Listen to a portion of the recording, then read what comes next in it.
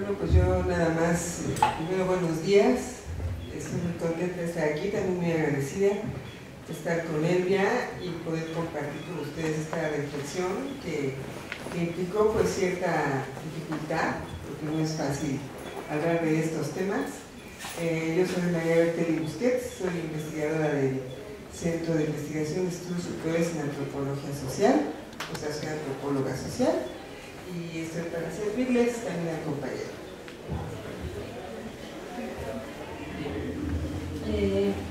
Cuando se me hizo la invitación a participar en este congreso, decidí hablar sobre el relato testimonial del proceso de enfrentamiento del cáncer.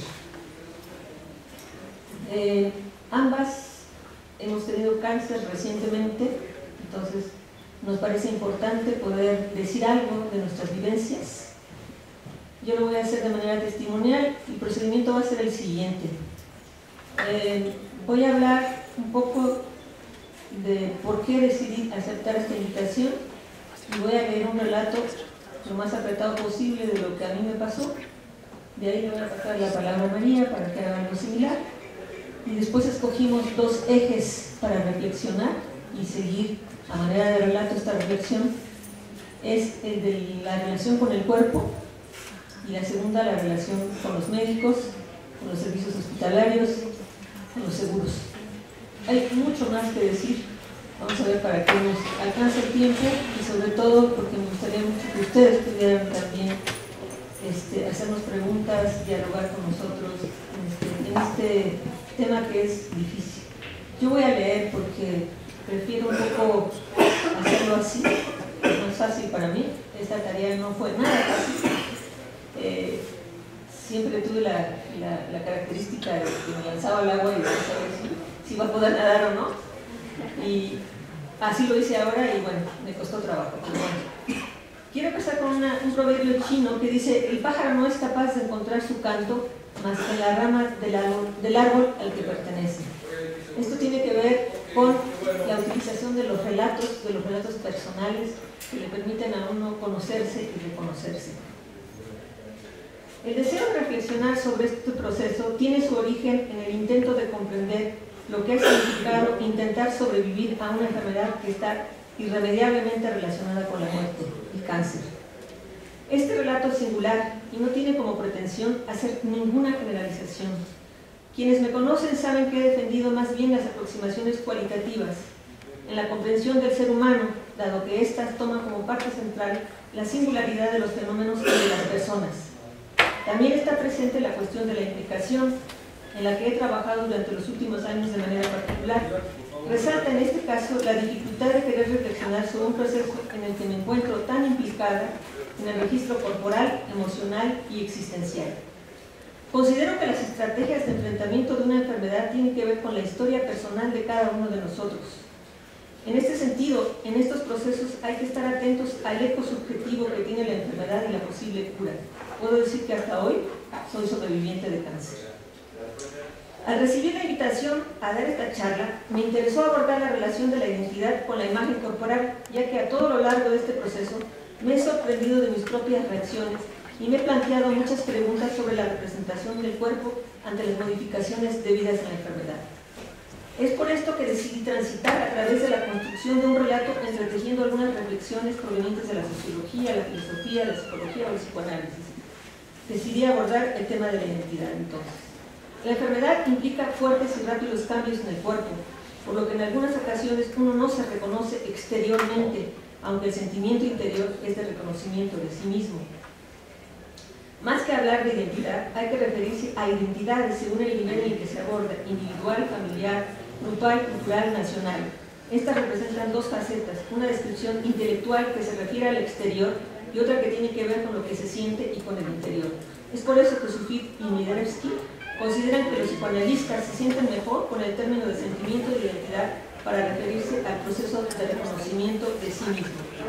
La construcción identitaria es un proceso dinámico que se modifica durante toda la vida, que está pautada por rupturas y crisis, que implica esfuerzos de integración con mayor o menor éxito. El sentimiento de identidad, la parte más íntima de la identidad personal, no está separada de la mirada de los otros en sí mismo. La literatura en ciencias sociales relaciona la identidad y la imagen corporal.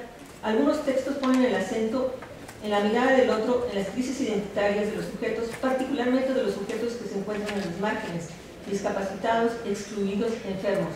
Muchos autores han escrito sobre los procesos sociales de discriminación implicados en la construcción identitaria de estas personas, Goffman, Cavalieri, por ejemplo, y de los procesos de resistencia a la estigmatización. Encontrarse de pronto en un grupo de personas enfermas y cercanas a la muerte supone enfrentarse a todo tipo de reacciones que muchas veces provienen, del propio miedo que los demás tienen a la enfermedad y a la muerte. El haber aceptado esta invitación tiene que ver con un reto a la dificultad que esta implica y también con tener la esperanza de elaborar con la ayuda de ustedes esta experiencia singular. También forma parte del deseo de encontrar un lugar de estar en el mundo después de este evento que transformó mi vida. Perdón, de repente es difícil. En primer lugar, haré un relato general de mi enfermedad y posteriormente abordaré mi experiencia a través de ejes que me permitirán hacer una reflexión un poco más distanciada. En junio de 2015 comencé a tener un dolor muy fuerte en la zona de las primeras cervicales y del occipital, habiendo sido muy sana y al no tener ningún otro síntoma, los médicos tenían muchas dificultades para hacer un diagnóstico. El primer médico que vi me pidió que hiciera una resonancia magnética para descartar un tumor. Después supe que no era el estudio más adecuado, pues no detecta tumores en hueso, pero ese estudio hizo que a muchos doctores descartaran el hecho de que hubiese tumores, incluyendo un neurólogo que me recomendaron. Vi diferentes médicos, alópatas y alternativos. En particular, perdí mucho tiempo con una doctora, Noemí Laguna, que me aseguró que con la alineación del atlas se me quitaría el dolor. No solo no ocurrió eso, sino que los tumores siguieron avanzando hasta que en el mes de septiembre tenía fuertes dolores que me impedían caminar. Durante el tiempo que esta doctora me atendió, yo me mandé a sacar una placa simple preocupada por mi columna que se estaba desviando. La doctora Laguna me aseguró que era un padecimiento congénito y tiempo más tarde dejé de verla pues sentía que no había mejoría alguna. Finalmente, cuando ya no podía caminar, vi a un ortopedista quien con la misma placa simple me diagnosticó el cáncer, aunque no me dijo nada, y me mandó a hacer una tomografía para estar seguro. Cuando me dieron el diagnóstico de metástasis en columna vertebral, no podía dar crédito. Nunca había imaginado que pudiera tener cáncer. Por indicaciones del doctor Solano, el ortopedista, ingresé a Medicasur para que me hicieran un PET y saber dónde se encontraba el cáncer primario. Cuando me trasladaron en una ambulancia, pues entonces ya no podía caminar y los dolores cada vez eran más fuertes. Hice el trayecto platicando con los camilleros y les decía que no sabía si iba a sujetarme a todos los tratamientos tan complicados y desgastantes del cáncer o dejaría que la naturaleza hiciera su trabajo. Creyendo que me inclinaba más por lo segundo, estuve ingresada una semana en donde me prescribieron opiáceos para el dolor, me hicieron un PET y este indicó que el cáncer primario era en pulmón, lo que fue ratificado como una punción. Me encontraron también 2 pequeños tumores que trataron con la técnica de Gamma Knife en el cerebro. Bueno, he de decir que es pulmón de no fumadores. En esta primera semana me hicieron todos los tratamientos que podían hacer y me regresaron a casa. Algo muy significativo para mí fue toda la expresión de afecto que tuve de mi familia, mis amigos, mis alumnos, frente a la cual me sentí muy sorprendida y agradecida. Ese hecho me hizo reflexionar y asumir mi deseo de seguir viviendo. Pensé que si me moría, seguramente habría tristeza, pero al final la vida seguiría su curso, lo cual es completamente normal. Pero lo que pensé es que yo sí tenía deseos de seguir formando parte de este mundo. Empecé con un tratamiento de acupuntura y fitoterapia con la ayuda del doctor Luis Enrique Rojas, que ha constituido un apoyo inconmensurable en mi proceso de curación. Una semana después de haber salido del hospital, ingresé de nuevo durante 10 días a causa de una neumonía contagiada en el mismo hospital, porque mi médico no tuvo la precaución de decirme que me vacunaran contra la neumonía. En esos 10 días en el hospital me deterioré mucho y sentí muy cerca la posibilidad de morir. En ese momento pude hacer un trabajo de aceptación de la muerte, ayudada por Paulina, una alumna que me cuidó una de las noches pasadas en el hospital, quien me ayudó a orar, dejando en manos de una fuerza divina mi destino en este mundo. Esto constituyó un punto importante, pues me hizo sentir mucha paz, reconocer mi deseo de vivir, pero al mismo tiempo la posibilidad de morir. Dado mi estado tan deteriorado y con la idea de controlar las diarreas, el oncólogo decidió bajarme la dosis de medicamento oncológico, que en mi caso es Tarceva. Finalmente salí del hospital con vida y con 17 kilos menos, y continué con el tratamiento alternativo. En este punto también tomé una decisión importante con la ayuda del doctor Rojas, pues decidí dejar de tomar el medicamento oncológico 1 mes y medio a fin de recuperar peso y vitalidad, pues sentía que si no me moría de cáncer podía hacerlo por los efectos secundarios del uso del medicamento.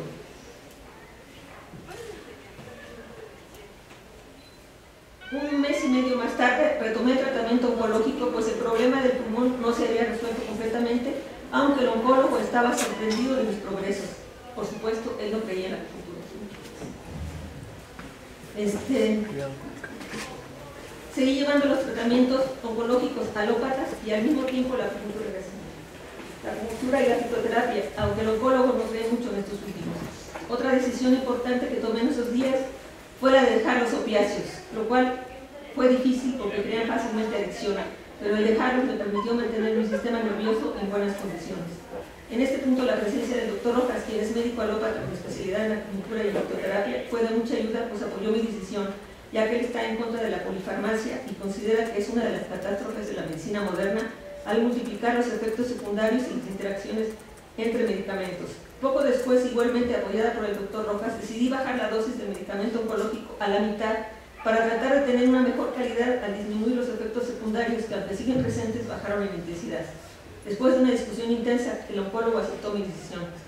Desde entonces sigo con el mismo tratamiento, 100 miligramos de Tarceva cada tercer día y acupuntura todos los días, en donde vamos alternando tratamientos para el cáncer de hueso, pulmón, tratamientos depurativos y algunos para controlar los efectos secundarios de diarrea, reflujo, anorexia, taquicardia, colitis, reacciones cutáneas y la fitoterapia que apoya el tratamiento de acupuntura. Todos estos meses he seguido con el mismo tratamiento y he comenzado a subir de peso ya. Gané 10 kilos más, bueno, de los que había perdido los 16 que había perdido, recuperé 10. En este último PET, el control salió con un tumor en la primera lumbar que se había vuelto a activar, así que me dieron 10 sesiones más de radio. He tenido que esforzarme por mantener la esperanza y visualizar mi curación sin llegar a posiciones de omnipotencia en donde pudiera suponer que todo se puede y reconocer la presencia, sobre todo, de quienes me han ayudado en este camino. Para este primer paso, ahí lo dejo y le doy la palabra a María.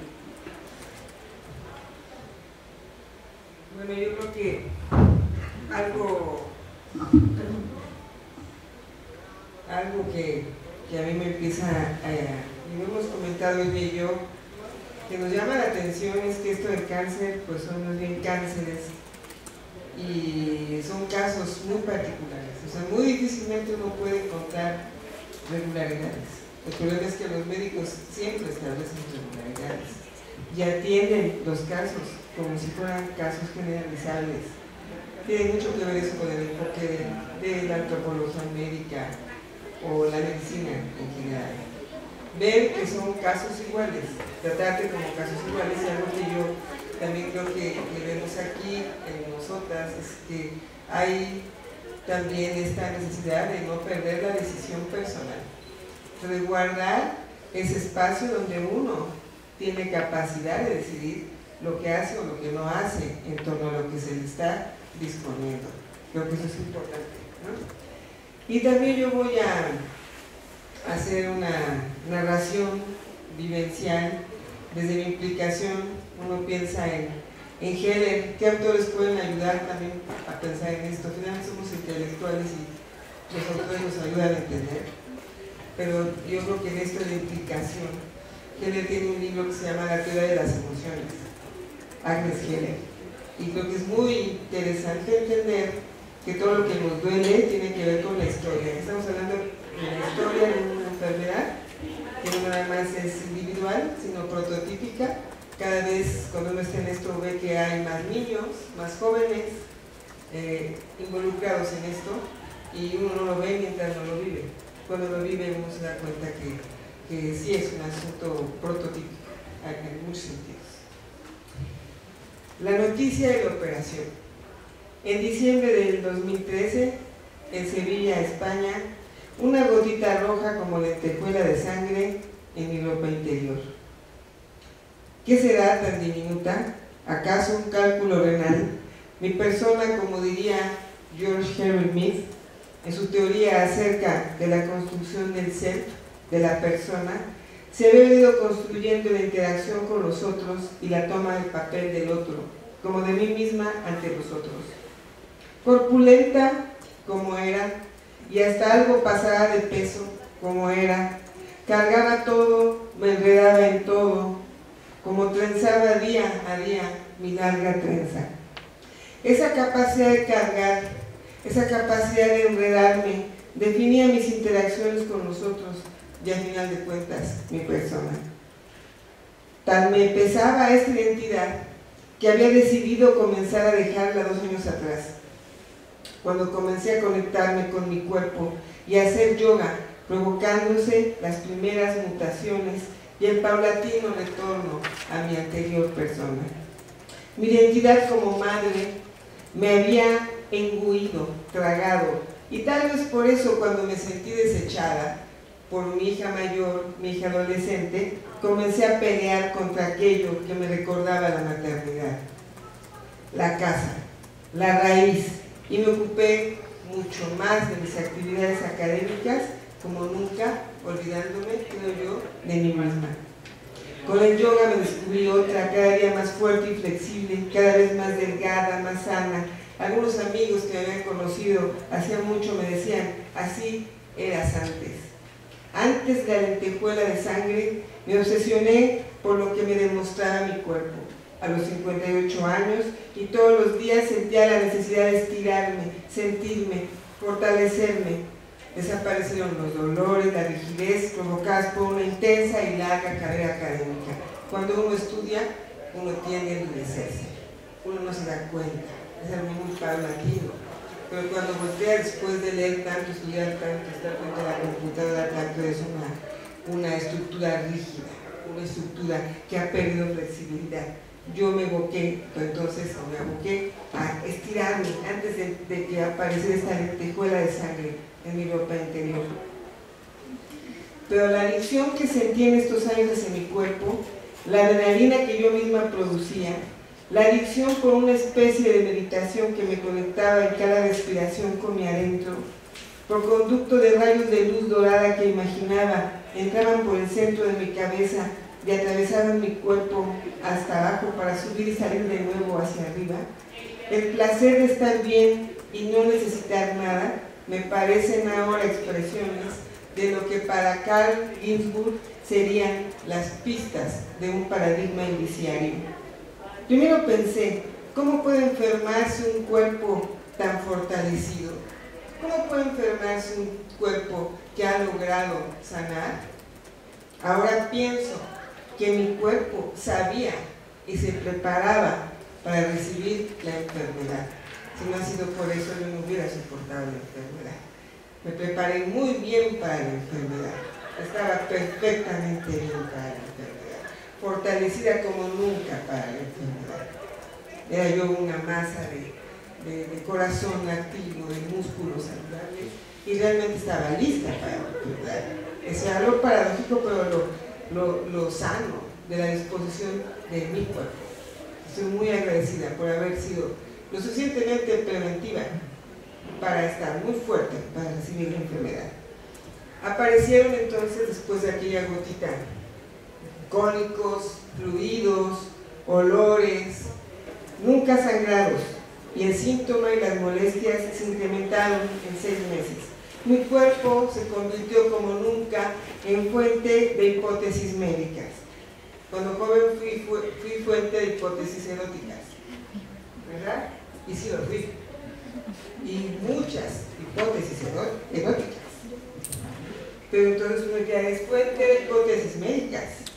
Y de repente empiezan a generarse como si fuera un volcán de hipótesis médicas en torno al cuerpo, hipótesis médicas personales, familiares, hipótesis acerca de un cuerpo que empieza a ser un cuerpo como descontrolado, que tú no conoces, que desconoces, y que son cálculos, miomas, infecciones, brujería.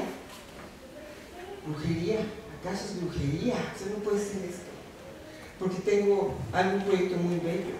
¿Será brujería? ¿Será algo que me está afectando y me está llegando hasta la médula de mi ser? Tenía 25 años de ser homeopática, cuando los síntomas se volvieron insoportables. Fui a un ginecólogo que no solía yo visitar y me hizo el Papá Nicolau. Y el Papá Nicolau salió negativo. todo estaba bien aparentemente, pero ante las molestias hizo una biopsia y cáncer, que primero pensé no puede ser, ahora pienso que no nada más yo lo sabía o lo intuía, sino mi esposo, mi hija, porque me acompañaron ese día, sabían muy bien cuáles iban a ser los resultados. Es como si hubiera algo que se prevé, algo que se siente, algo que se intuye. Había amado a mi matriz y casi adorado la menstruación, que salía de mí cada luna llena. No era rechazo a la menstruación, ¿no? o al ser mujer. Por lo mismo me habían puesto en la maestría Bloody Mary. Yo fui Bloody Mary, o sea, yo amaba la menstruación. Conté los meses de mis embarazos con lunas.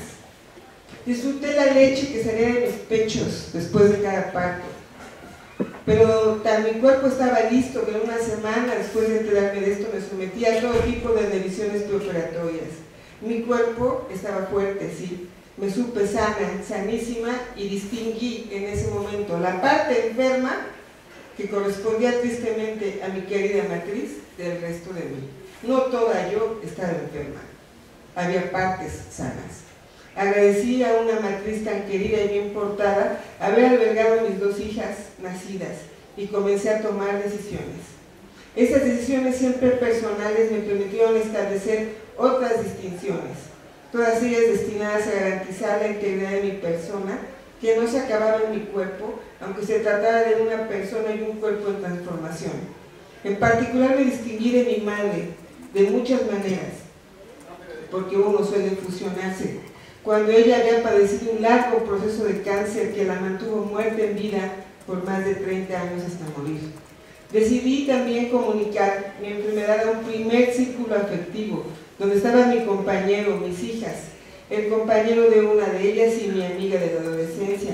Sabía que la persona se construye en la interacción social y que mis hermanos me vieran en una cama, operada, hospitalizada, y con un cáncer por superar, me hubiese convertido al instante en mi madre. Yo mimetizada, yo perdida, yo confundida y objetivación indudable de una profecía autoconfirmada. Su madre tuvo cáncer, o su madre tuvo un derrame, o su madre, lo que haya sido, es la profecía que te espera en adelante cuando tienes un familiar enfermo. No quería ver los ojos de mis hermanos ni antes ni después de la operación. Su tristeza me hubiese constituido en víctima de la información genética, y para evitar esta mirada mejor me distinguí y decidí no ser vista hasta nuevo aviso. De haber visto sus ojos me hubiese desbaratado como persona. Y lo importante, como diría Mide, es que yo conservara mi persona, mi ser, mi identidad. Recuerdo cómo los enfermeros me pidieron quitarme la ropa, ponerme unas medias extrañas blancas de color de la bata y ropa de cama. Recuerdo cómo me hice valiente y entregué al juego, bromeando sobre la coquetería de las medias a medio muslo. Algo me decía que saldría de esta, no solo por mí, sino por quienes estaban allí. Descubrí que no quería victimizarme. Aunque dispuesta a desprenderme parcialmente de una parte de mi cuerpo, se abrió la puerta de la incertidumbre, la sensación de habitar un cuerpo desconocido. ¿Qué encontrarían? ¿Acaso los ganglios estarían tomados? ¿Me lo dirían? De ser el caso, a diferencia de mi madre, sí me sometería al tratamiento, fuese quimioterapia, radioterapia o ambos. Yo podía. Recuerdo la camilla y el camino al horno helado, aséptico y mortuorio, que se cerró con una cortina que quedó detrás de mí cuando pasé al otro lado, donde me esperaba el equipo médico. Todos relajados, oncólogo, anestesista, ayudantes y el representante de mi homeópata, que no podía faltar, y era el vigilante del proceso, como un ángel simbólico que estaba ahí para ver, como homeópata, qué iban a hacer con esta paciente desde una cirugía alopática. Antes de preguntarme, este ayudante me preguntó, antes de dormirme, me preguntó, ¿dónde te vas a ir? Y le dije, a Ixtapan de la Sal. Me entregué y fui perdiendo la conciencia. Yo en Ixtapan de la Sal, con mi familia, donde iba de pequeña, uno busca ese tipo de alusiones, de vocaciones, Yo por lo menos a ese mundo de la infancia donde me sentí nutrida, querida, acompañada, donde jugué, donde pasé, donde comí. Y perdiendo la conciencia sobre mi cuerpo, fui escuchando que el equipo médico charlaba de diferentes temas, que era evidente que me querían distraer, como si no fuese a pasar nada o faltase mucho tiempo para que pasara. No hablaban de la operación, hablaban de otras cosas. Algo así como el anuncio de la cercanía de una muerte anunciada que no se anuncia, o la inconsciencia de la despedida cuando se pierde el cuerpo del muerto que hasta antes había descansado en la funeraria. Recé y morí por 5 horas en las que mi cuerpo de fumadora aguantaba, porque yo fumaba, hacía yoga pero fumaba. No solo el tubo en la garganta que me horrorizaba, sino todo lo que sucedió con él, totalmente desconocido, que después descubrí con horror al revisar el reporte médico.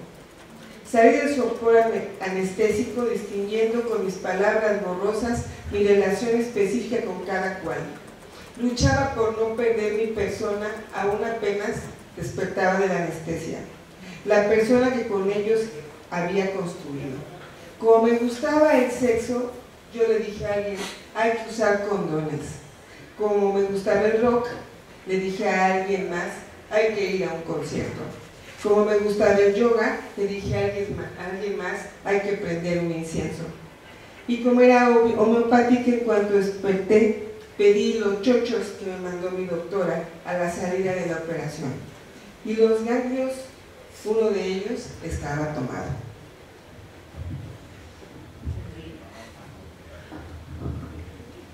Bueno, esta sección que voy a leer la titulé Mi cuerpo está haciendo otro cuerpo. El subtítulo de esta sección se debe a una reflexión que hizo mi nieta, que tiene 7 años. Ella y mi hija han sido un apoyo constante y muy significativo en todo este proceso. Estábamos platicando de lo curioso de que mi pelo ahora me está saliendo chino y de que mis pestañas habían crecido. Entonces ella me mira y me dice, oye, tu cuerpo está haciendo otro cuerpo.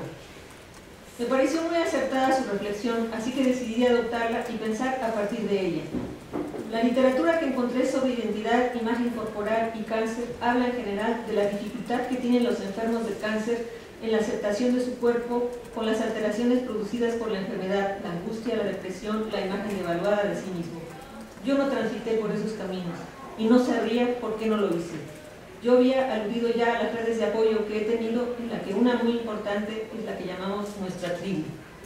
Es una red que creó mi hija de WhatsApp para tener noticias mías, porque hubo un momento en que todo el mundo suponía que ya me moría, y que ha ido modificándose con el tiempo hasta llamarse primero tribu, porque alguna maestra de canto nos dijo que aquí al mundo veníamos en tribus.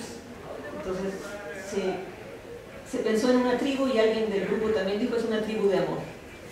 Y me han seguido durante todo este proceso, de lejos o de cerca, e indudablemente este apoyo ha sido fundamental para mí y me quedan todavía muchas preguntas sin responder, porque no sé por qué no transité por esos caminos. En el primer tiempo, el de la segunda hospitalización, estaba sorprendida cuando me miraba al espejo, hecho que ocurría en general cuando iba a tomar un baño, pues si no me nacía espontáneamente el hecho de mirarme. Alguna vez, que una de las enfermeras que me iba a auxiliar en el baño, me puse a platicar con ella y al mirarme, se me ocurrió comentarle que yo nadaba y tenía un cuerpo, aunque delgado, fuerte. Su respuesta me sorprendió y me dolió, pues me dijo que no creía que pudiese volver a nadar. Afortunadamente tal afirmación no se cumplió, pues ahora estoy nadando lo mismo que antes de enfermar. En ese momento la energía que tenía no me servía para pensar en gran cosa, sino solo para estar pendiente de lo que me iban a hacer. En realidad le di poca importancia a mi aspecto físico y a lo que los demás pensaban de ello. Lo que me importaba mucho, me hacía feliz, es que la gente viniera a visitarme.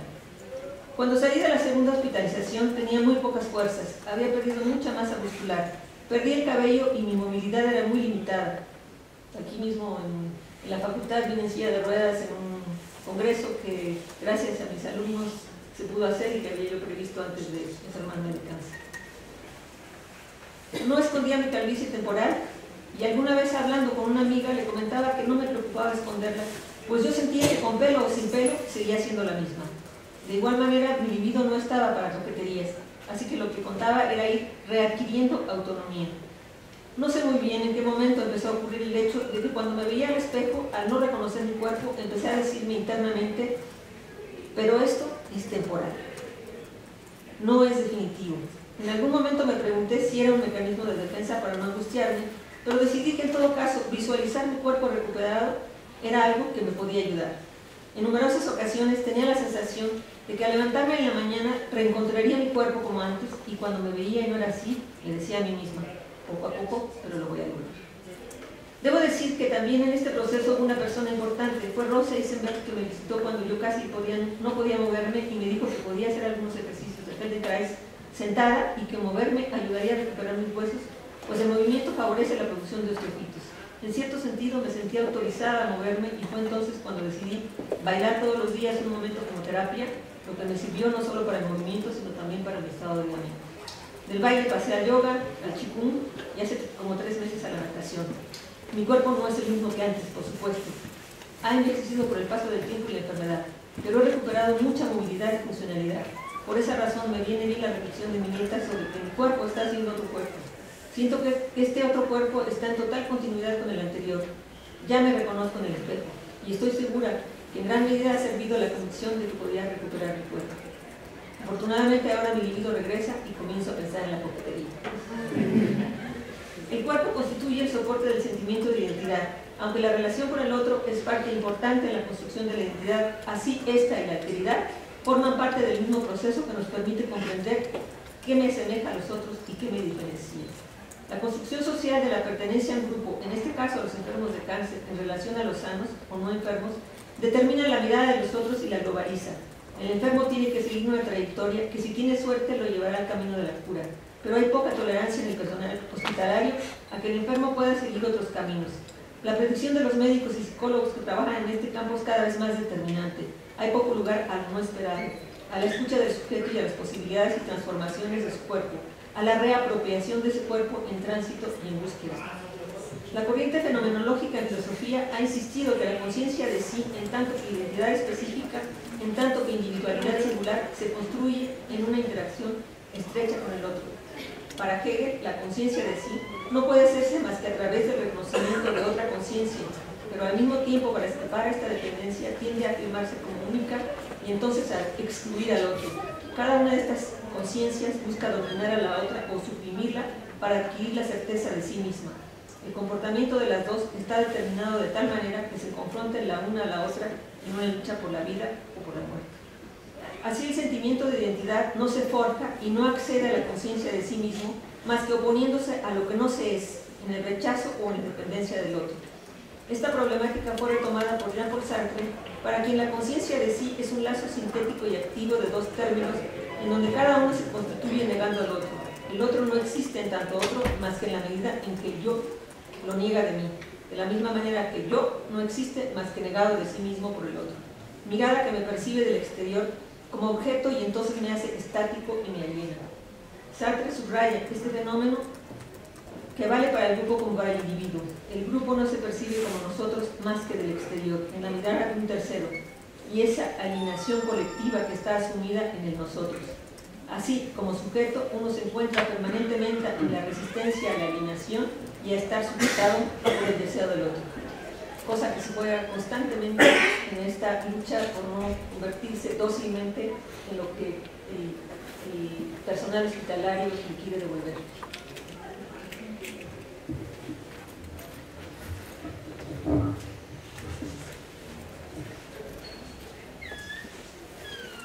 Pues creo que lo que yo estoy aprendiendo mucho a entender mi experiencia desde lo que él me está dando como insumos teóricos, ¿no? Para entender desde lo teórico lo que uno va viviendo, pero yo escribí algo sobre el cuerpo pensando en la lucha entre el eros y el thanatos.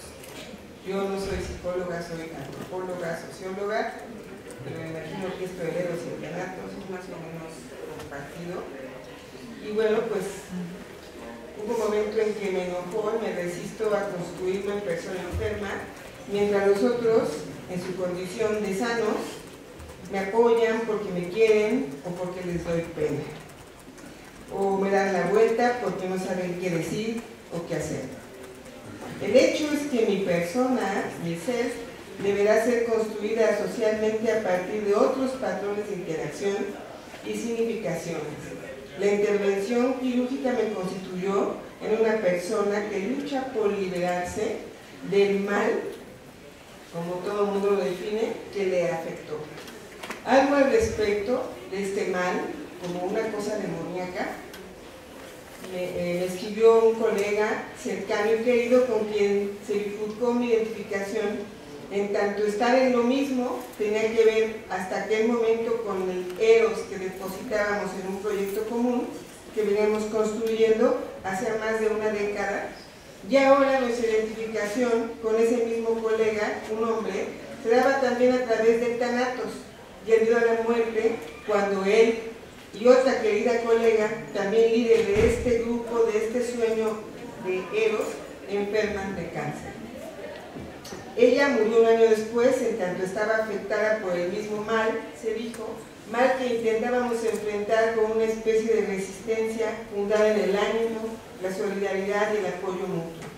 Estos valores resultaron muy importantes porque los tres, en distinto grado, padecíamos una especie de soledad, sentimiento de desarraigo y malestar cultural con la vida citadina y el modo de vida occidental, todos antropólogos. Y me escribe él: qué coincidencia que las tres cabecillas de nuestro equipo mexicano estemos afectados por el mismo mal. Pero no saldremos todos de este atolladero con buen ánimo, solidaridad, apoyo mutuo y voluntad. Salvo que los tres tenemos que morir, entonces nos reunimos en un mismo lugar y tomándonos de la mano, volamos juntos como ángeles hacia el cielo, pues siempre hemos sido buena gente y no tenemos ni tememos el infierno. Estábamos identificados a través de la enfermedad, y nada más el proyecto. Y ya antes había muerto otra colega, pues en mi equipo todos nos enfermamos. De un mismo proyecto con así, por ejemplo, las cabezas de un proyecto de 15 años. Entonces todos nos enfermamos. Y una se murió, otra se murió, entonces todos estábamos enfermos y las cabezas de ese proyecto. Ya se había muerto otra colega checa, también con problemas, los antropólogos somos gente que tenemos un problema de desarraigo, tenemos un malestar cultural por el mundo occidental. Estamos enamorados del mundo indígena y tenemos un malestar de esta ciudad tan espantosamente inhumana. Pues tenemos un sufrimiento perpetuo. Los cuatro que estábamos aquí, antropólogos en el mismo proyecto, con un malestar, un problema de desarraigo, un dolor en torno al mundo occidental muy evidente. Pero compartir los cuatro este mal significaba más que nada tener cáncer. Y no obstante hubiese comenzado en la matriz, o en la mama, o en el riñón, o en los huesos, no obstante interviniese en múltiples condiciones personales, y se tratara de muchos tipos de cánceres, no obstante fueran muchas condiciones contextuales, y estuviera el cáncer en un grado muy diferente, la dolencia muy diferente, los cuatro nos identificamos porque teníamos cáncer. Compartimos desde entonces una nueva identidad común y al parecer un destino. Además de saldar nuestro amor, este cáncer, compartir este mal implicaba manejar un nuevo código o campo semántico que también nos identificaba como grupo. Hablábamos todo el tiempo de algo que nunca hablaba yo antes. No sé si nunca, porque mi madre tuvo cáncer. Entonces lo que acabo de decir es mentira. Porque siempre hablé de lo mismo. Nada más descansé un tiempo. Pero desde niña hablaba de esto. La diferencia es que no era parte de mi cuerpo, sí de mi vida. Pero las pláticas, los correos, tenían muchísimas palabras vinculadas con este campo semántico, que es hablar de tumores, de biopsias, de hospitales, de médicos, de aseguradoras, seguridad social, operaciones, tratamientos, quimioterapias, radioterapias, diuréticos, suelo, sangre, orina, agujas, algodones, gasas, laboratorios, análisis, resultados, recetas, metástasis, la palabra que puede significar muerte. Al principio, los así identificados tratamos de guardar el secreto, no lo difundimos mucho, estábamos en resistencia, probablemente para defendernos de la estigmatización y la tipificación. Nos guardamos el secreto hasta probar que podíamos superar al menos las primeras pruebas. La cultura médica convierte al sujeto o persona en objeto de la observación y planificación médica, lo cual indica y norma no solo las operaciones quirúrgicas, sino los tratamientos que, aunque son iguales para determinados casos, son interminables y nos someten como cuerpos enfermos a la permanente duda e incertidumbre. ¿Qué tendré ahora? ¿Qué me indicarán ahora? Lo primero que se me determinó fue un tratamiento con un nombre muy apetecible, un tratamiento sándwich. Ese le vamos a aplicar a ustedes, un sándwich, no de pavo, ¿no? Es un sándwich que consistía en quimioterapia, radioterapia, quimioterapia.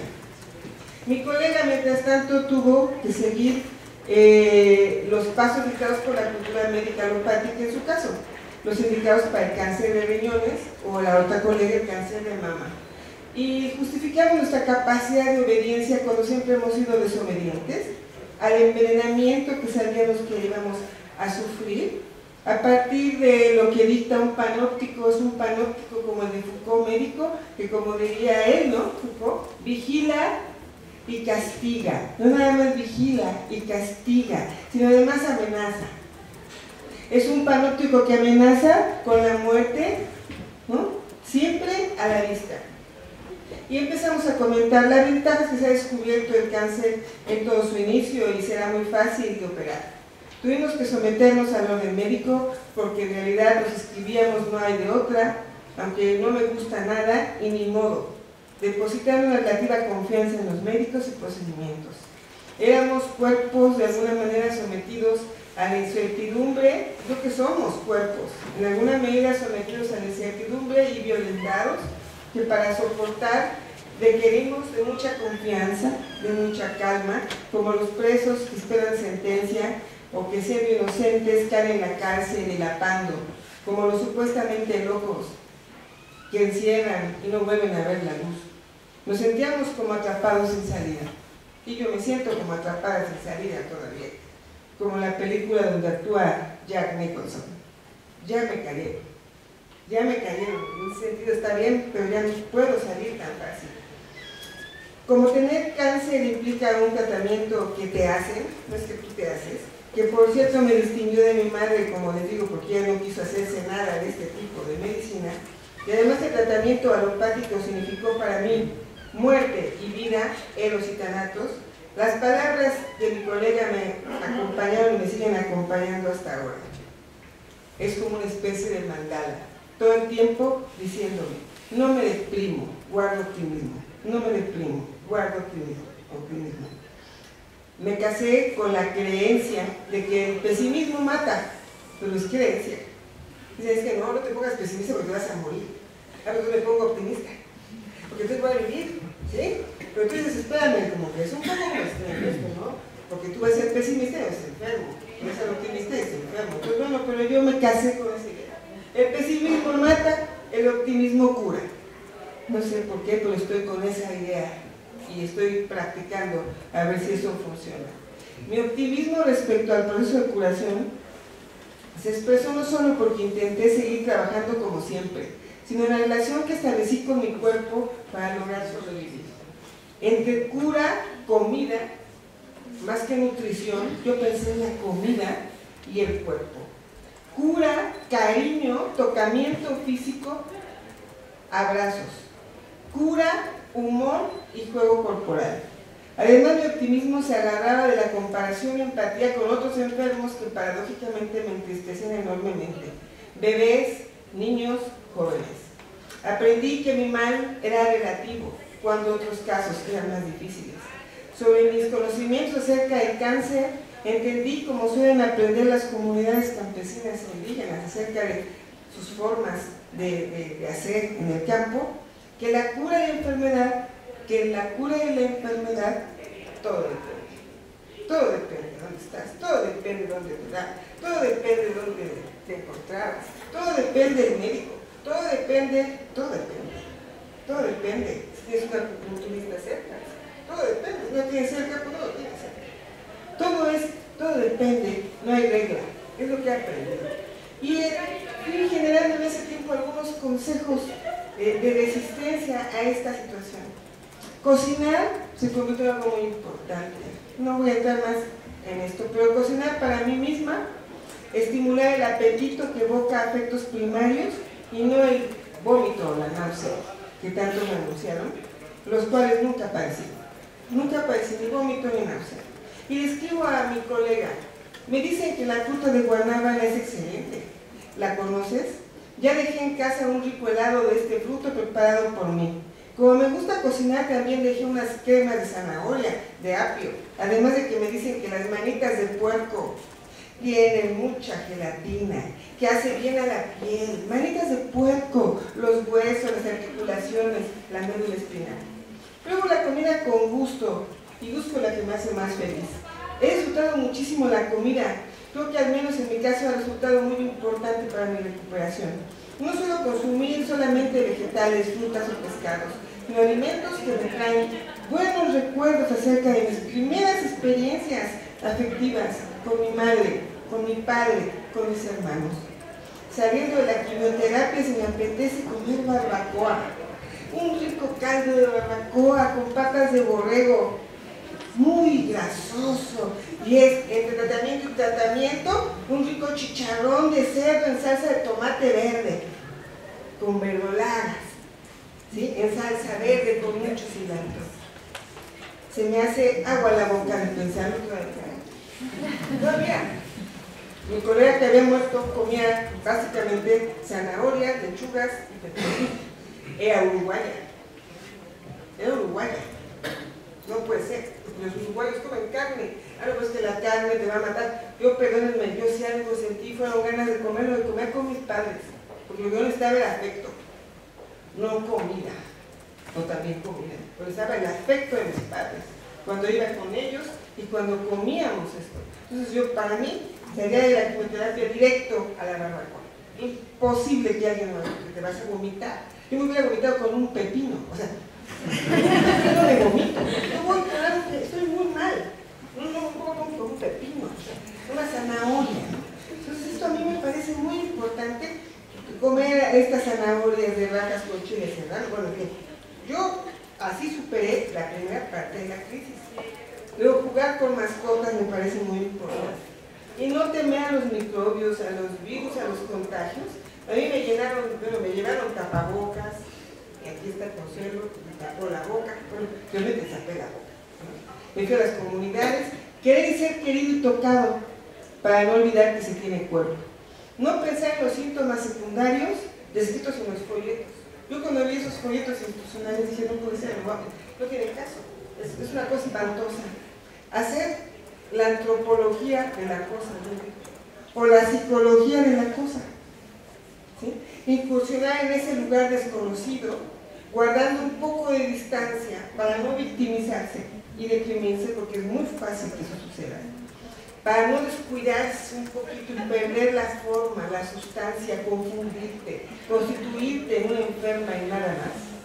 Al transitar y viajar por el mundo de la cultura médica, recordar mucho lo vivido, agradecer mucho lo que es agradecible, que es mucho. Morirse de ganas de vivir, hacer planes, además de valorar querencias. Romper con expectativas negativas como infelicidad, debilidad, alejamiento familiar, depresión anunciada y aceptar aún lo que se desconoce.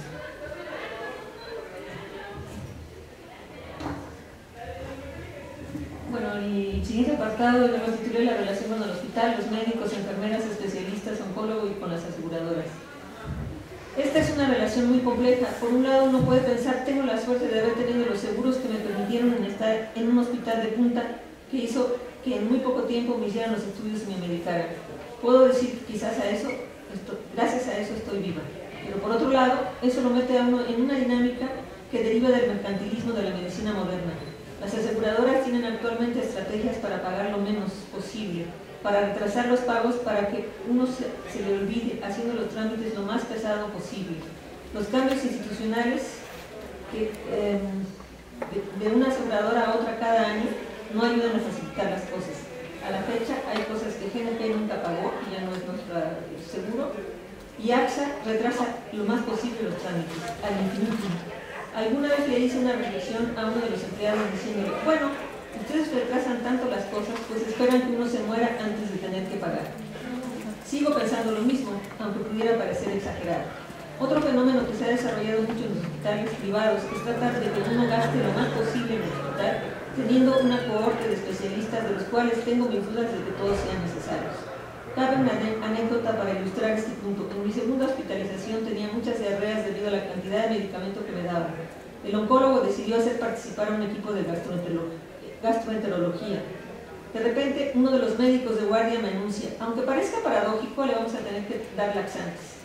El gastroenterólogo decidió que, aunque no me había visto, debían hacerme una endoscopía, a lo cual me negué rotundamente, argumentando que de por sí estaba lastimada por la radio en la zona de la garganta, lo que me impedía comer. Al meterme un tubo para el examen me dejaría sin poder hacerlo, lo cual podría llevarme a la necesidad de que me alimentaran por sonda.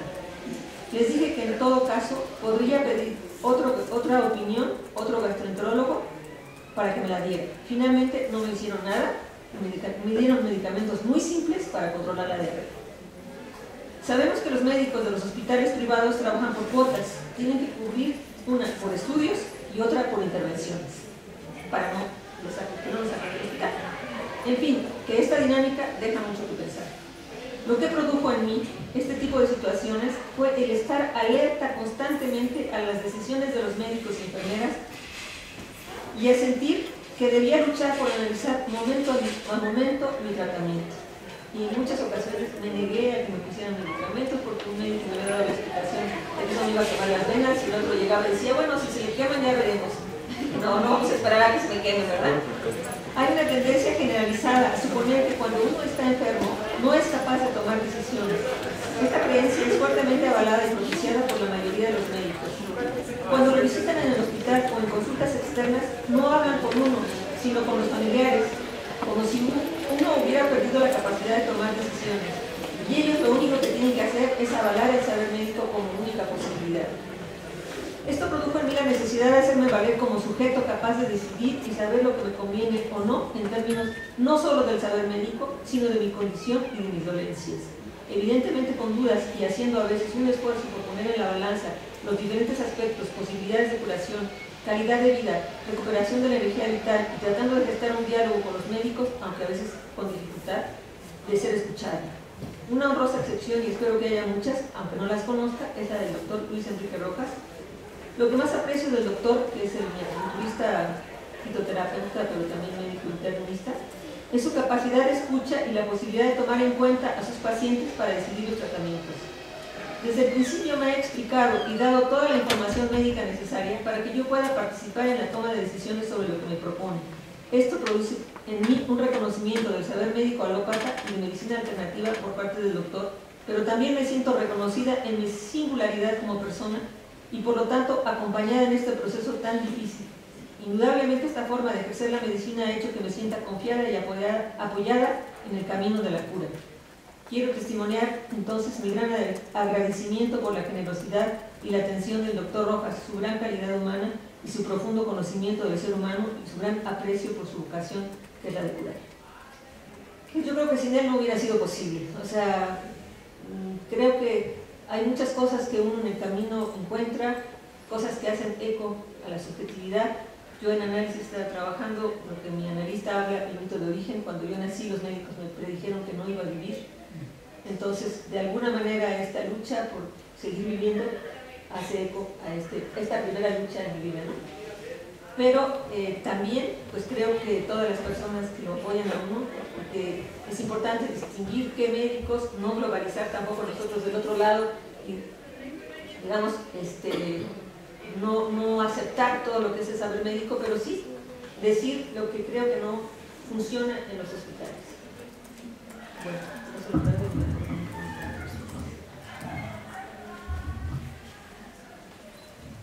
Bueno, pues voy a hablar un poco de los estigmas, ¿sí? Curas y antenas abiertas en lo que el cuerpo pierde, gana y cómo enfrenta su desnudez. No es solo objetiva, porque durante las sesiones de tratamiento, donde te despojan de tu ropa, en su lugar usas unas batas que huelen a esterilidad, a cloro, a muerte, tan limpias, como las sesiones oncológicas de los hospitales. sino también una desnudez subjetiva, porque tu autoimagen corporal se ve afectada al adelgazar, al caerse el pelo, las cejas, la musculatura. La desnudez tuvo que ver en parte con mi conciencia de fragilidad, la cual aumentó durante la radioterapia, donde todos los días a la misma hora me tomaban la presión, me medían y sobre todo me pesaban. 60 kilos, no quiero bajar más, por favor. Pero ¿hasta cuándo puede uno mantener este optimismo? La braquiterapia, por ejemplo, la braquiterapia sin la anestesia. ¿Les suena la braquiterapia? Son esos secretos que hizo en la quimioterapia, la radioterapia. La braquiterapia, que tuve braquiterapia, pero yo no sabía qué era eso, pero sin anestesia, me enseñó que lo que menos se conoce y de lo que menos se habla es de aquello que investigar mediante tratamiento como la experiencia de muerte y violencia contra el cuerpo femenino, más parecida a los tormentos medievales. Además, las experiencias de la colega que seguía viva constituían referentes de lo que nos podría o debía pasar en el futuro a todos. Había varias pistas que me recuerdan de nuevo el paradigma indiciario de Ginsburg. Ella dejó de contestar llamadas. Cuando hablábamos reportaba cada vez más estancias en el hospital, así como los maltratos curativos a los que estaba sometida. Y antes de morir presentó fallas hepáticas que le provocaron acumulación de agua y confusión mental. El problema era su hígado, por lo cual debían sacarle cada día agua acumulada en el estómago. Los enfermos también queremos distanciarnos de casos perdidos como este. ¿Qué le pasó a ella, decíamos, deseando que no nos pasara a nosotros? Aprendí que quienes seguimos aquí queremos seguir viviendo. ¿Qué hacer? Aparecen opciones complementarias o sustantivas. Factor de transferencia, un químico de Zacatecas, la marihuana, una limpia. Así como libros tanto de recetas como de medicina alternativa que, como el que llegó a mis manos, imponían reglas, normas y consecuencias fatales para quien, por una especie de negligencia, se ha operado. En ese libro decía que quien se ha operado es una persona mutilada y es como un reloj sin una pieza. En mi caso, sin embargo, aunque este libro me convenció de las incongruencias médicas infligidas contra mi persona a causa de la cura, me ayudó a rebelarme y poner a prueba las disposiciones alimenticias que me imponían. Como ya les dije, comí aguacate, comí patatas, tomé vino y todo aquello que me dejó contento el corazón. Los resultados clínicos fueron excelentes terminando el proceso, pero un examen me deparaba una sorpresa. Llegué con el oncólogo y a los 5 minutos después de revisar los resultados me dijo: ¿tienes metástasis en huesos? ¿Tengo cáncer de nuevo? Sí. Tomará 35 sesiones de radioterapia en la columna. Esa fue una de las peores y mal transmitidas noticias médicas durante todo mi proceso. Me quise morir, suicidar, consulté a un médico experto en cáncer de huesos antes de comenzar el tratamiento. El médico me dijo, sin embargo, después de aquel drama: le tengo dos noticias, una mala y una buena. La mala es que sí tiene metástasis, tiene usted cáncer en los huesos. La buena es que es de las mejores metástasis que pudo tener. No es metástasis en órganos. El cáncer de huesos, que en su caso esté en etapa inicial, se controla, o en su caso, se erradica. No se va a morir por eso. Haga el tratamiento. Comprendí entonces algo que deberíamos saber todos: que tener metástasis no implica morirse, que tener metástasis no implica muerte necesaria y uno puede ir por el mundo diciendo, como les digo ahora: tuve metástasis buena, felicítenme. ¿Qué crees? Que tengo metástasis, pero no es buena. Es buena, o sea, qué alegría, tengo metástasis buena. Eso yo no lo sabía. La palabra en sí tiene una carga muy fuerte, ¿no? Yo me estigma la misma palabra. Me radiaron de nuevo y se me afectó más el estómago. Ese es el problema, que vas perdiendo. Esa es la verdad. Cuando entré de nuevo a la sala de radioterapia, me preguntó el equipo médico cómo me sentía y le respondí: lo único que sé es que no quiero volver a verlos. Nunca más. Terminé el tratamiento y aparentemente el cáncer se radicó de mis huesos, pero el mismo día en que recogí los resultados que esto indicaban, me tropecé jugando con mi pelo y me fracturé el tercer tobillo, por lo que me operaron e insertaron 9 tornillos que permitieron hacer curiosamente una biopsia Pues todo es eros y tanatos, o sea, me caigo, se me rompe el tobillo, me ponen unos tornillos, pero gracias a eso me hicieron una biopsia en la médula que resultó negativa. ¿Qué más prueba? Que se había ido la metástasis en los huesos, me tuve que romper un pie en 3. Miren, el orbital pues se quedó más desequilibrado, ¿sí? Yo estoy desequilibrada todavía, en el orbital tengo un lado así como, ahora ya como me caí, tengo un lado fuerte y otro débil, uno se me hincha, otro no se me hincha. La vascularidad queda afectada, los intestinos quedan afectados. Tú sales siempre preocupada porque estás vulnerable. Pienso en la obra de Stigman, ahora que hablamos de esto de Goffman. Y ahora entiendo que la enfermedad determina cómo es visto por otros el cuerpo enfermo. Te miran y te constituyen como enfermo. No existes en tus dimensiones sanas. Te hablan y te constituyen como enfermo, solo hablan de tu mejoría, comentan tu última diarrea. Entre todos, oye, ¿cómo va? Tuvo diarrea. Hinchazón. Y de hinchazón acerca de tu peso y demás pesajes. Todo el mundo opina, todo el mundo opina, todo el mundo comenta. Te cuidan, te constituyen, te brindan tapabocas, te regalan guanábanas, te recomiendan consumir moringa o rábano negro, también puede ser. Te ayudan a cruzar la calle, llevándote el brazo, te ayudan con la canasta. Y los estigmas que yo he vivido, los más recurrentes, son los siguientes. Tengo un cuerpo débil, ya soy cuerpo débil y no fuerte. Si se curó mi cuerpo, no es porque soy sana, sino porque soy guerrera. Puedo con la enfermedad porque lucho, no porque soy sana. Estamos aquí, somos sanas, no nada más enfermas. Pero ¿qué creen? Ya somos enfermas, ya no somos sanas. Entonces, ¿en qué consiste este estigma de que todo esto es como el migrante? Que son 3 generaciones, sigue siendo migrante. Ya, ahorita, como dijo Eva, estamos sanas. Entonces, ¿por qué es que sigue? Tú sigues, ya estás estigmatizado. Soy sujeto de consejo, más no de enseñanza. Ahorita me dio gusto que a una alumna le dijo cómo podía curarse la gastritis. Dije, mira, pues qué bueno que estás enseñando, porque yo ahorita si le digo a alguien y te digo cómo te puedes curar, así como, bueno, pues tú me vas a decir cómo me curo yo. ¿No? Entonces tú recibes consejo, pero tú ya no puedes enseñar. Te aconsejan todos en el mercado, los vecinos, todos te van a aconsejar. Si no me ven, porque me desaparezco, ya me morí. Eso es evidente. Visibilizarme y mantenerme vigente es un esfuerzo cotidiano. Porque si no, tampoco tienes que estar enferma, no puede. No, ahorita no puede hacer proyecto. Vamos a dejarla quieta, ¿sí? Tu presencia no es natural porque te encuentran y se emocionan. Se emocionan mucho por el milagro, o por el gusto de, o por el disgusto de que estés viva, también pues bueno, que estés viva, pero pues o sea, qué bueno que estés bien. Si no te dejas ver, te llaman la atención, que sea preocupada porque no contestabas. Si te ven callada, ¿estás bien? Represento la siguiente en la lista de la muerte. Eso es la esperanza que tiene. Es la siguiente: los demás no se consideran vulnerables porque se van a morir, ¿sí? Creen que son los últimos de la fila, como el grupo de rock. Y me colocan a mí el siguiente: pues es que qué mala cosa, pero ya va después. Tú vas ahí, me cuidan, pero ellos se descuidan. Tú me puedes decir, ¿qué podrás comer? Ahorita les hago a fumar. Me predisponen para el mal. Desde que llegué a la quimioterapia, es su primera vez. Va a sentir calambres, escalofríos, temblores, vómitos, asfixia y cerrazón en la garganta. Y depresión, pero aquí estamos para ayudarla. ¿Tienes un hospital cerca? Me dice una colega de César. No te ha caído el 20, ¿verdad?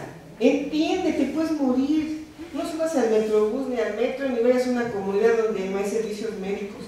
No podrás volver a tomar sol nunca. Tomarás de por vida esta pastilla. ¿No tiene dolor? Pues qué bueno, porque ese padecimiento es muy doloroso, ¿eh? Qué bueno que estás bien, pero no me gusta que estás tan delgada. Hay que esperar 5 años porque, ¿quién dice? A lo mejor puede regresar. A ella, que ya se murió, también se le hinchaban las piernas justo unos días o meses antes de morir. O sea, eso es una predisposición perpetua, ¿eh? Perpetua. Y me culpan de mi cáncer porque te dio cáncer. Tienes un coraje o a lo mejor un vacío, algún vacío. Debes revisar. ¿Por qué a ti y no a tus hermanos? A ver, ¿por qué? Explícame. Ya no te enojes tanto, por favor. Me haces sujeto de la victimización y soy minimizada. Pobrecita, madrecita. silla de ruedas porque desde que coloque aquí, usted, madrecita, es nuestra responsabilidad. Deje su venita, se le reventó su venita, levante su caderita. Ay, madrecita. Y formo parte de un grupo selecto, porque me llamaron a la casa y usted puede ser parte del grupo oncológico del SNI. Sin costo adicional alguno tendrá los servicios de nursing, coaching, médico oncólogo, nutriólogo, psicólogo oncológico, ¿no? Eso es psicólogo, pero oncológico y más. Vamos a su casa en este momento. O si no, te llamo. Llamamos de servicios funerarios. Eso es, ¿no? Mi cuerpo, entonces, ya tiene antecedentes, ya está estigmatizado. Entonces voy al médico, hay que correlacionar. De acuerdo con los antecedentes, me dice el oncólogo con la última mastografía. Yo no veo nada, la verdad, pero todo es incierto. Yo veo que es un 1, pero aquí en la mastografía aparece un 4. Y yo veo un 1. Tenemos dos opciones. Hacemos una biopsia y sale positivo, la opero, ya sabemos que es positivo. Y sale negativo también. ¿Por qué? Porque tenemos que prevenir. Pues ya es un cuerpo del misterio y del quién sabe qué haya. Ya por fin termino. ¿Cómo me defiendo? Me defiendo de muchas maneras. En algunos momentos con posiciones alternas y hasta excéntricas. No me importa, siempre he sido un poco payasa y quiero seguirlo siendo. ¿Sí? Porque no puedo más que jugar con esto. Aunque he llorado mucho. Pero hay que jugar. Mi nueva persona está convencida de que este veneno que me han dado cura. Si orinas mucho en la quimioterapia, eso es muy buena noticia, porque todo va bien. Orinar es una bendición, estás dejando el veneno. Goza el orinar. Además digo en voz en cuello que después de la esterectomía, después de la braquiterapia, mis médicos me indicaron algo que sí. Cuando tú tuviste el cáncer uterino y tienes una operación, ¿qué creen que nos dijeron a mi pareja y a mí? Tienes que tener sexualidad. Eso quién que lo platica. Y así es. O sea, la sexualidad es parte de la recuperación. Pero eso no viene del manual. Eso no dice, tú estás deprimida, triste, agotada, es un plan de muerte. Aprendí a disfrutar, como vieron, la comida, de comiendo alguna vez en la vida, beber mucho, una noche, una tarde, y saber lo que es una cruda. ¿Por qué? Porque los efectos de la quimioterapia, a mí, me parecieron como una gran cruda. Y por eso se ve que lo soporté. Porque yo conozco una cruda. Claro, si nadie no tiene una cruda, pues se va a morir, ¿verdad? O sea, pues una cruda de vino tinto, pues digo, no creo que eso sea peor. Y después de una quimio, come lo que más te apetezca, que tenga que ver con los recuerdos de tu infancia, tus encuentros afectivos con tus padres, con tus primos, tus hermanos, de cuando eras niña, cuando eras niño. A mí esto de la barbacoa tiene que ver con eso. Además, algo muy importante, dejé de fumar. Eso para mí es un logro estupendo. Y también tengo que decirlo. Y a preguntas impertinentes que las hay, como ¿por qué te daría cáncer? Eso de que si el vacío, ya te hagan el vacío, el enojo. ¿Será que estabas frustrado? No, María, tú te enojas mucho. Y por favor, ¿por qué te da cáncer? Y digo, es que ya ves que siempre me gustó el sexo. O sea, siempre me gustó un cáncer. Perdóname que me está hablando así, pero es que no hay de otra manera. Además hay mucho de sexo sobre la cuestión del cáncer de mama. Hay muchas campañas. Pero que tiene cáncer de seno uterino no tiene campañas. ¿Qué connotación hay ahí detrás de este tipo de cáncer? No hay un moño de grupo. El moño es para el cáncer de mama. Pues detrás hay una connotación moralista. Entonces, moralina. Pues creo que esas respuestas están para pensarse. Y me defendí reconociendo y dignificando mis raíces. Nunca acepté formar parte del grupo selecto de los SNI. Nunca. Tomé mis propias decisiones y aprendí que al final de cuentas, no solo para el paciente de cáncer, sino para todos los que estamos aquí, todo es incierto. Y todo depende. Como decía, ¿de qué más quisiéramos que fuéramos el caso nosotras? ¿No? Pero la diferencia entre enfermos y sanos es que unos ya nos dimos cuenta de nuestra muerte, mientras los demás son inocentes y no se han percatado de la muerte. Aprendo cada día a aceptar la muerte y vivir el día, porque como le dije a mi colega, que está enfermo, nunca se sabe bien cómo estará uno. Muchos dicen que quieren morir de repente, que los parte un rayo, o se mueran de un infarto y de una vez, rápido, sin darse cuenta. Yo me siento feliz y agradecida de poder recoger mis pasos por este mundo, de recorrer de nuevo los caminos y los afectos andados. Me siento feliz de poder vivir con ustedes lo que me queda, con mi conciencia de muerte, y por lo mismo apreciar lo que tengo y despedirme.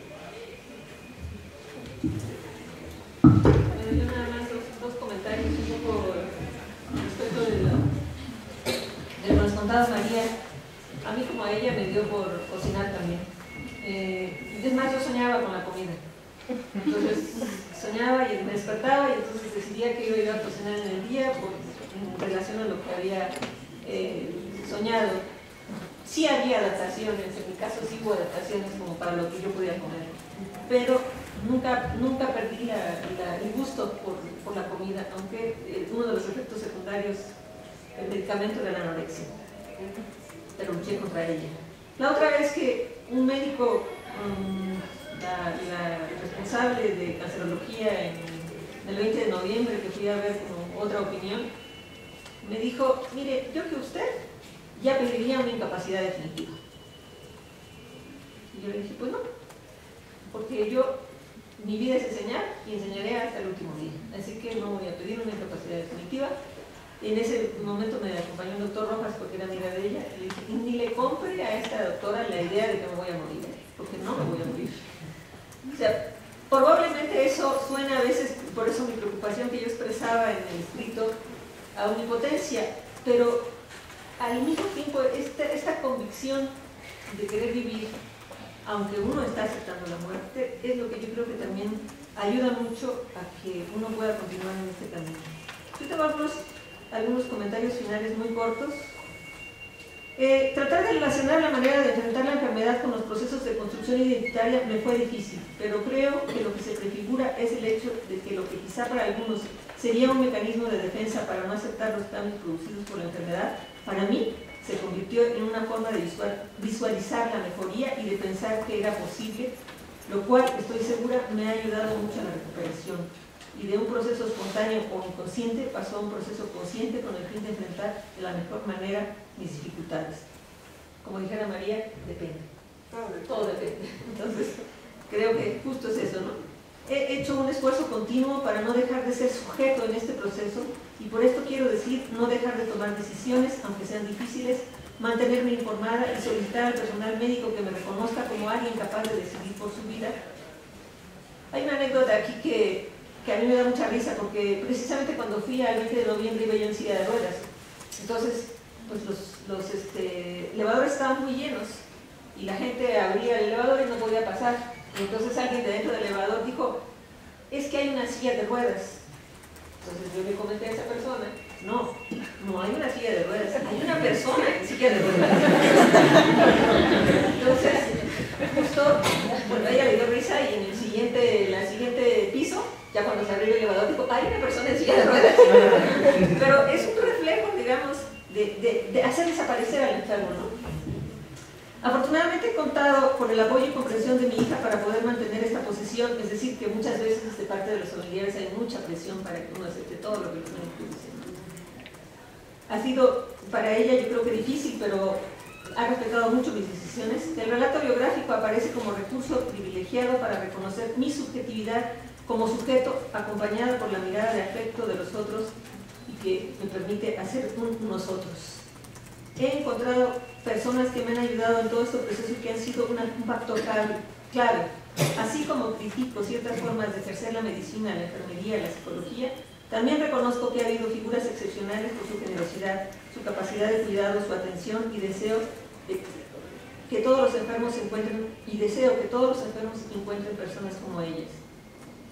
Entonces, no quiero dejar de mencionarlo públicamente. Agradezco a mi familia, especialmente a mi hija Mónica Rueda y a mi nieta Edith Darín González Rueda, que fue realmente, hubo frases célebres de mi nieta, como cuando me dijo, oye, ya caminas mejor que una babosa. Por lo de la película, ¿no? Ya caminas más rápido que la babosa. O llega y me dice, oye, yo creo que tú ya no tienes nada. Entonces, todas estas cuestiones creo que para mí fue muy importante. A mi tribu, que se ha conformado en un grupo sólido y apoyador que ha estado ahí cada vez que los he necesitado para dar ánimos y cariño. A los amigos que me han acompañado de lejos o de cerca, algunas personas, amigos franceses, vinieron hasta México a visitarme y estoy muy agradecida. Argentinos también. Al doctor Luis Enrique Rojas, que me ha acompañado cotidianamente en todas mis dolencias, mis esfuerzos, mis dudas, y como su gran saber ha encontrado maneras de resolver muchos de los problemas que me han ayudado a recuperar la salud y la energía. A mis cuidadoras, a mi institución, que es parte de mi casa, y todas las personas que lo componen, porque han estado ahí cada vez que he necesitado, apoyadores, ayudadores. Yo doy clase todavía actualmente en mi casa, y ha sido aceptado por todo el personal y por la directora. A mis compañeros y amigos profesores, bueno, aquí tengo toda una lista, pero no la voy a leer, pero todos aquellos que estuvieron cerca de mí, a mis alumnos, que están algunos presentes aquí, tanto de la licenciatura como del doctorado, a mis becarios, y a todos los que estuvieron ahí siempre y han estado y siguen estando apoyadores. Y bueno, hace rato mencionaba María, algunas personas no pueden acercarse, ¿no? Y a mí algunas personas me lo han dicho, perdóname, pero yo no me pude acercar aquí. No importa. O sea, yo creo que cada quien es singular y que en esa singularidad hay quienes pueden estar ahí y quienes no pueden estar ahí. Y yo también estoy muy agradecida de lo que he vivido, estoy muy agradecida de lo que estoy viviendo, porque creo que es un gran aprendizaje y si algo me llevó, me empujó a hacer este testimonio, es justo tratar de ver qué es lo que he aprendido. Y pues ahora estoy muy agradecida de que María esté aquí conmigo y que juntas podamos establecer este diálogo con ustedes. Pues muchas gracias.